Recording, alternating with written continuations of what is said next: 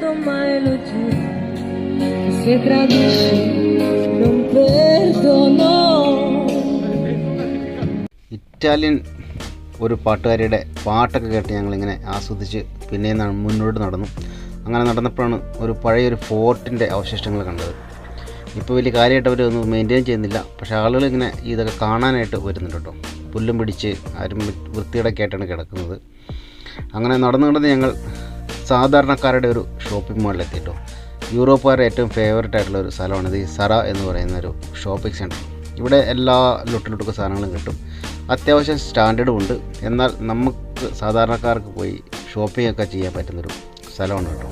അവിടുത്തെ പെർഫ്യൂമാണ് അവരുടെ ഏറ്റവും വലിയ പ്രത്യേകത. എവിടെ പോയാലും പിന്നെ ഇന്ത്യക്കാരെയും ഇന്ത്യൻ സ്റ്റോറുകളും കാണുന്നുണ്ട്. ഇറ്റലിയിലെ ട്രീഷ്യയിലും അവരുടെ ഇന്ത്യക്കാരുടെ സ്റ്റോറും ഒക്കെ ഉണ്ട് കേട്ടോ.